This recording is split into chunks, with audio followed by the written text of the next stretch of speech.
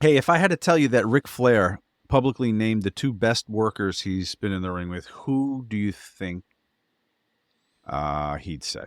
Shawn Michaels, Correct for one. Very good. Ricky That was Steamboat.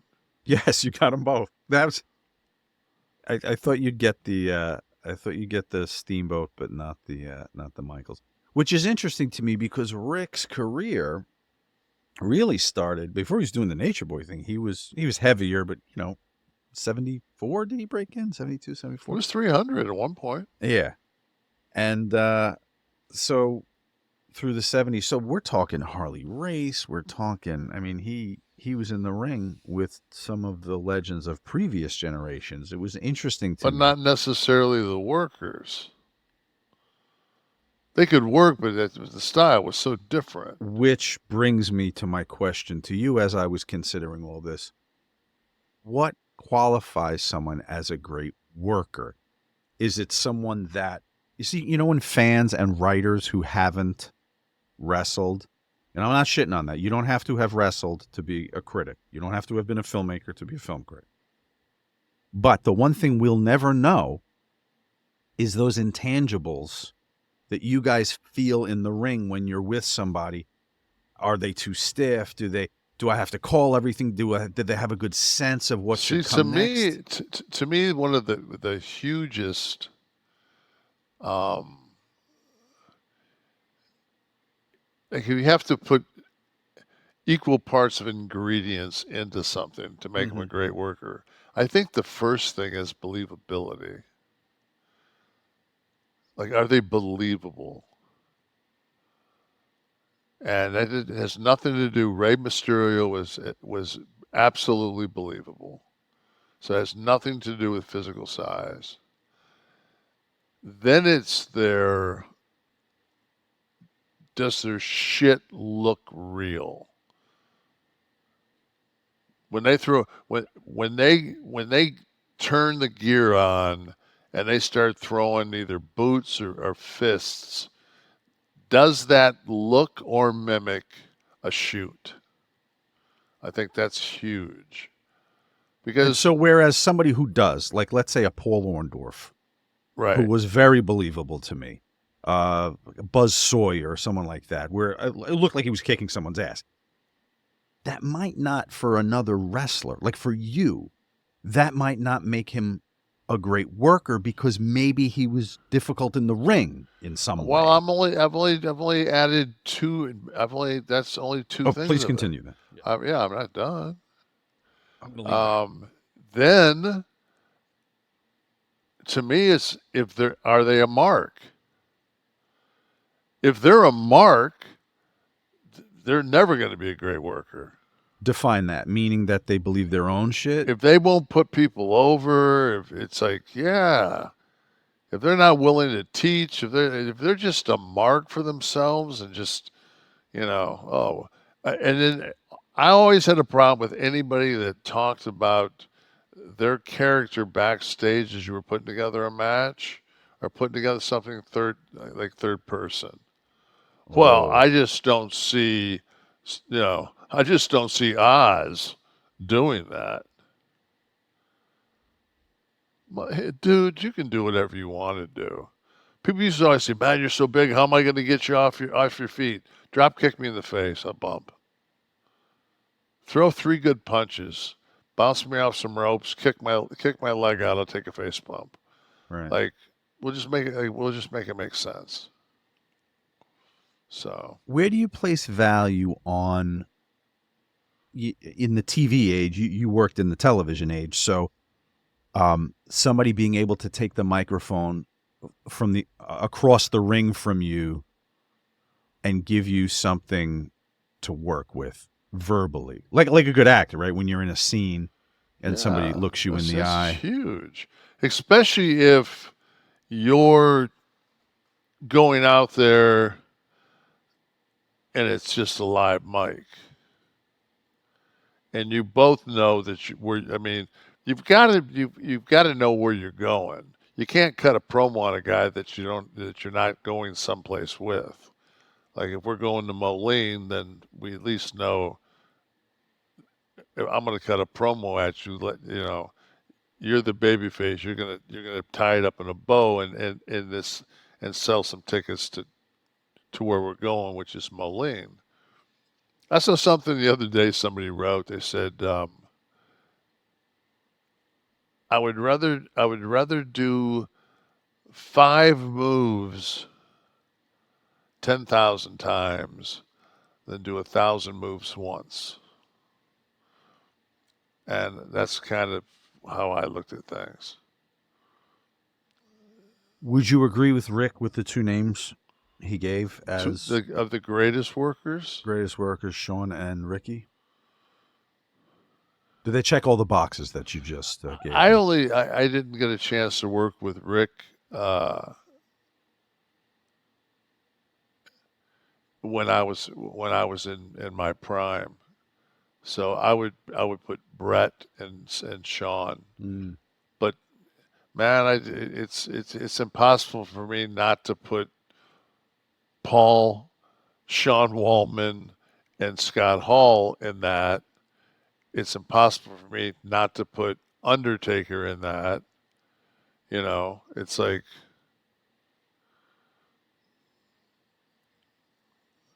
Mach. Mm-hmm. I always thought that when it came down, especially house shows, like working with Hogan was always, because you didn't have to do much, but man, his timing and his sensibilities and you know, Was Macho? Was he one of those that might talk about himself in the third person, no, or was he no, cooperative? he in that wasn't way? he wasn't a mark at all. Okay. I just think that we, I think it was such a Shark Tank in that era that you just knew that you had to fight. For you weren't going to be. Vince wasn't going to give you a spot, and Vince loved to stir it. He liked that it was a Shark Tank. Because it made you guys work harder. Yeah. Right. Shawn Michaels, a difficult personality during his heyday. Yeah. Did any of that disqualify him from being on the best ever? He might not have talked himself in the third person, but I'm sure he wasn't easy to, if you were his opponent. He had a really high standard. There was no such thing as ever taking a night off. Like he wasn't. Scott was the same way. Scott was like, "Hey man, these people pay a lot of money for this." I mean, man, whatever. So he was more in that zone than you were, even. Who? Scott. Oh, me? My whole thing was I gave what I had, but at the same time, I did know where I was, and I did see the house. I did know what my payoff was, and I also knew that I had another, you know, 17 nights ahead of that. So, you know, I call it the reverse Cleopatra. You know, Cleopatra just laid there, and thousands of men came and made love to her, where you had to sit there and go out and bust a nut, and you had to do it night after night after night. And it's just like, if you give everything you got to Tupelo, you might not have what You're not going to need. make it to Moline. Yeah, you might not have what you need in St. Louis. So Despite the promo, you may not. exactly. Now, what about Rick? Now, Rick gave his opinion. Where does Rick fall on that scale? I think Rick was one of the best workers. I don't think that Rick's style was as athletic as um, I think that what Rick's taking into consideration more than being a great worker is those two were probably two of the better athletes, Ricky and Shawn. Ricky and Shawn. Yeah. Yeah, they were great athletes. They had speed, you know, and they were able to, like, because Rick kind of worked the same match. Right. Rick didn't shift gears. But the thing was with Rick wasn't going to go out there and do 12 either. Rick was going to do 25, 30 Right. because At least. Rick had to tell, he was going to do the ebb and flow, and Rick was going to tell the story that he wanted to tell. And especially when he was the man, he felt and if you've ever watched, when you watch anything, it's really hard. God, what match was on not too long? It might have been Bronson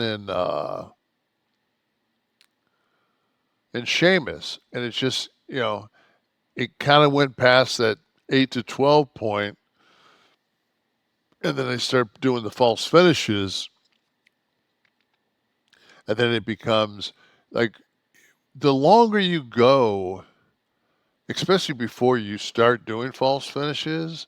If you do 20 and you have a couple of false finishes here and there, it's a strong kick out on one, the psychology is these guys are pretty evenly matched. You're watching it.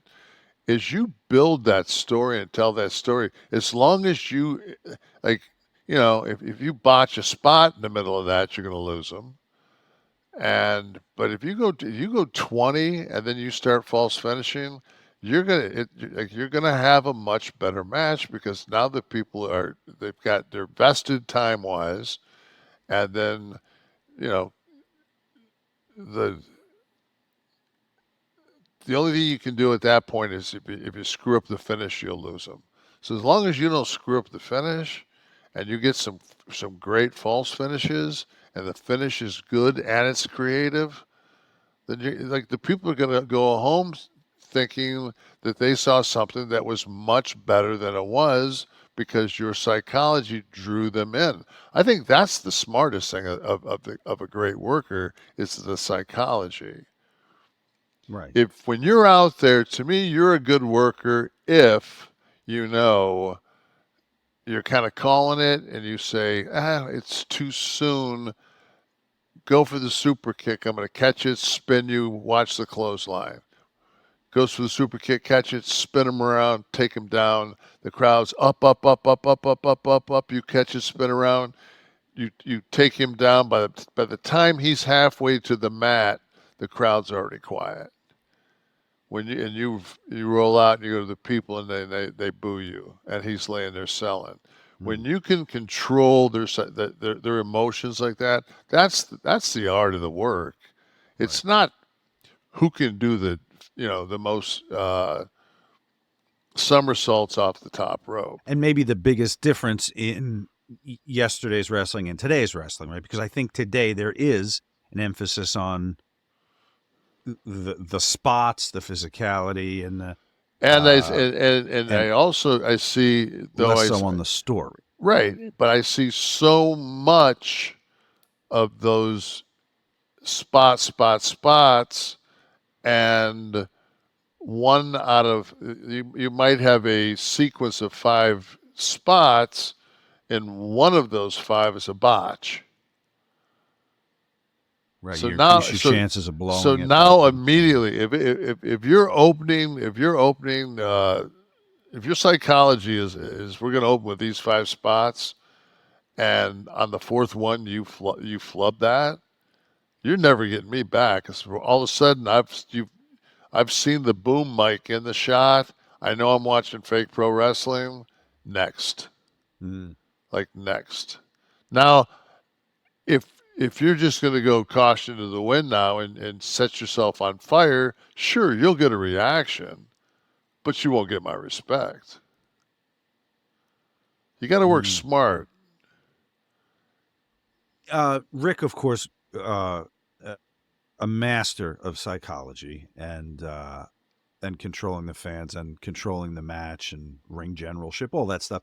But the other thing is that he was larger than the sport. Occasionally, you have people come along larger than the sport.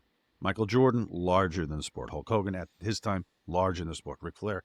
It was an event from when the lights would go down in, the Greensboro Coliseum in 86 and 2001 would start to play and the spotlight would find him and the robe and the entrance and the 10 friggin' minutes it took. It was like the pageantry of a of a boxer that would come to the ring like that, and that amped up the fan experience because it was beyond just watching a wrestling match. Now the main event felt like the main event. Yeah, I always felt that, especially when I first got in the business, 89, 90-ish, and was at WCW, and you would go to a house show, and the crowds weren't great back then. And but Rick was usually our main event, or our champ, and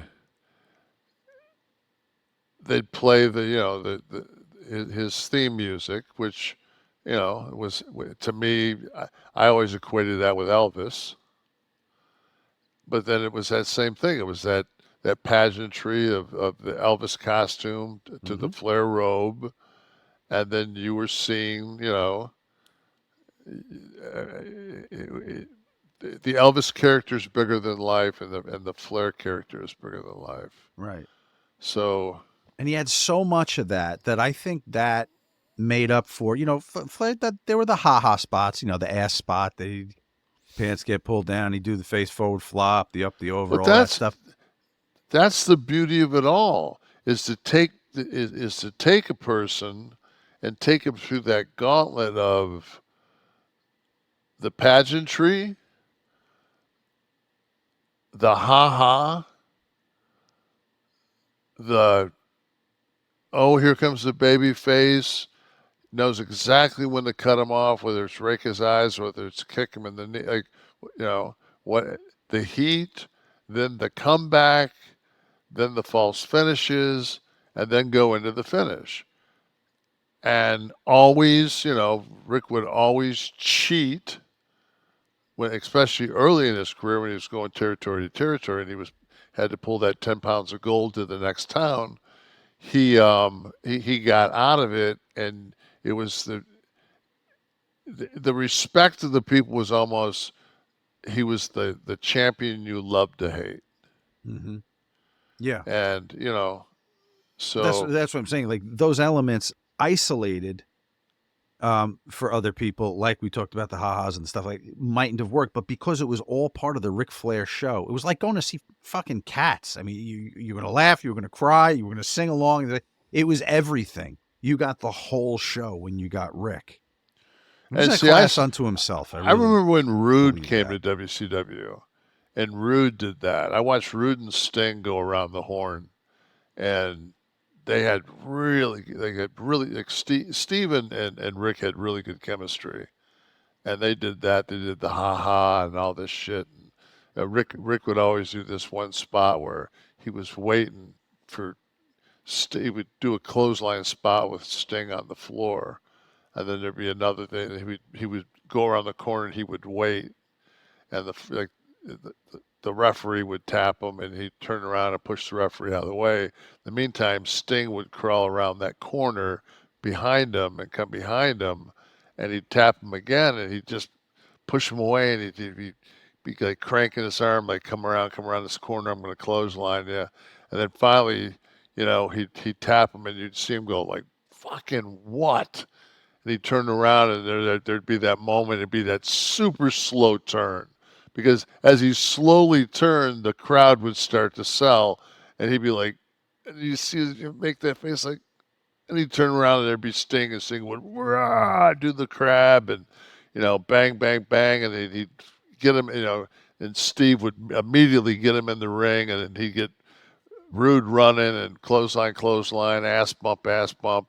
Then he'd sell out on the floor, and then Sting would, have his moment, whether you go on the second rope, whatever you do, and you would just see that whole, the Shakespeare to the athleticism to fucking the pop to, and then Rude would come in, cut his ass off, snag a fucking Blow a snot. blow a Yeah. snot in the middle of Sting's back. The people would be white hot, and you'd go again. And it was just like you watch that and you'd be like, got it. I watched Jake one night in Tallahassee. He was working at Nikita Koloff, and Jake had just came into WCW, and Nikita was kind of being difficult and kind of working stiff. So finally, Jake was always way bigger than people thought he was. You know, Jake's like 6'6", 275, and he's just starts feeding Nikita for slams, and he just slam him and just get right up, slam. And after about the 12th one, Nikita can barely pick him up, and now at that point it's just like, Jake could thumb him in the eye and just pick him apart, and he needed oxygen, and Jake wouldn't give it to him.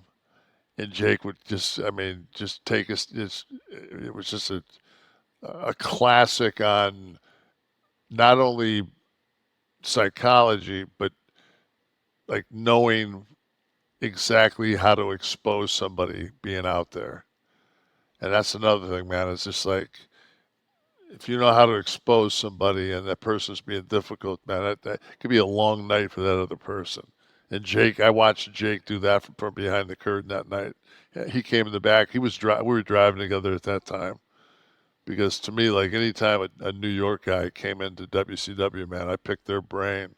I got with Rude, I got with Jake, and I picked their brain. And I said, man, he goes, yeah, he goes, hey, you watch tomorrow night and see if he stiffs me on those early clotheslines.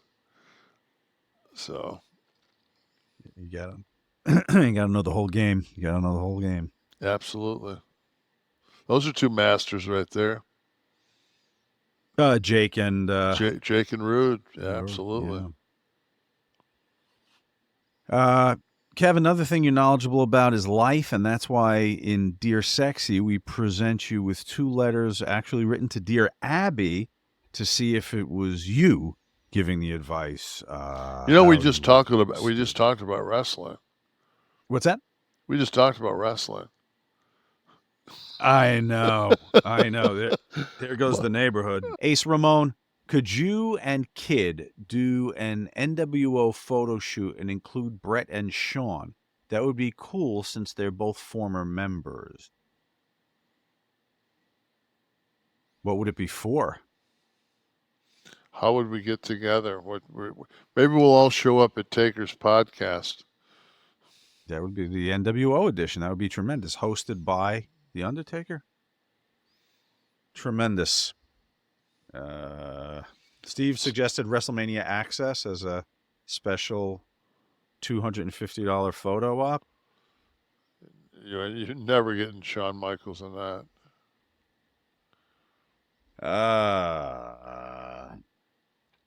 Mr. Berger, would you consider the Kliq a faction?